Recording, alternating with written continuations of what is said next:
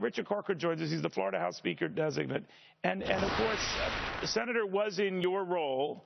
And one of the things that he has argued is that experience prepared him to talk about more than just his limited experience in the Senate, that despite his young years at 43, he's got a lot of experience. Is that resonating? Is his debate performance, which seems to be fairly consistent, resonating? Yeah, I think that that's absolutely true. He's clearly an excellent debater. He's very eloquent with his words. You know, obviously I'm supporting Governor Jeb Bush, and what I try to say is it's not just about that. I think what we have to look at, I mean, it's Veterans Day, so I want to thank all the veterans for their service.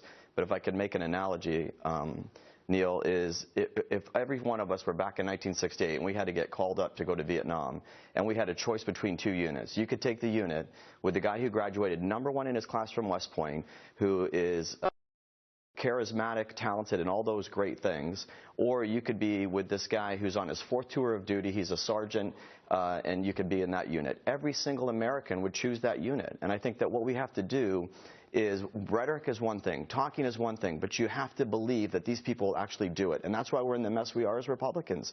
Too often we elect people who are great with rhetoric, great with telling us what we want to hear during the campaign, then they get into office and they don't deliver on those results. Governor Bush, I always say to everyone, is the most courageous conservative on that platform. All right, now, he might very well be, and he has certainly an enviable track record. I think those on the left or right will agree. He was an accomplished governor, whether you agree with all he accomplished. But I don't know what's happening on these debate stages, and he's obviously a smart guy, but he's getting bested in one debate after another, and to Americans just seeing him now, he's not wowing them. Is it too late to start trying? Well, I think last night you saw Jeb Bush. It was, first of all, hats off to you guys, Neil. It was a very substantive debate. And when you had that kind of substance, you saw Governor Bush. Numerous times on that stage, I heard candidates defer to Governor Bush. Governor Bush this. I agree with Governor Bush out here. You heard that throughout the debate, and because it was a substantive debate where he was able to shine. And I think that you're going to see more and more of that as time progresses. I think last night it was vintage Jeb Bush.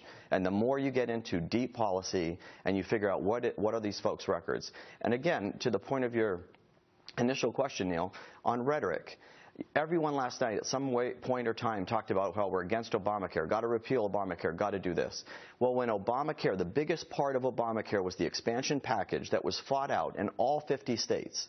Well, while that was being fought out in all 50 states, Florida being included, of all those folks on the stage, I know of only one guy who not only said rhetorically that he was against Obamacare, but actually took the time to travel state, meet with the legislative delegation and say to those folks, all of us, and say, hey, whatever you do, do not expand Medicaid. And that was Governor Bush. And I'm telling you, there's got to be a nexus between rhetoric and actually doing that. Then he's got to get that message across, right? I mean, but listen, we'll watch what happens with Richard Corcoran. Thank you very, very much.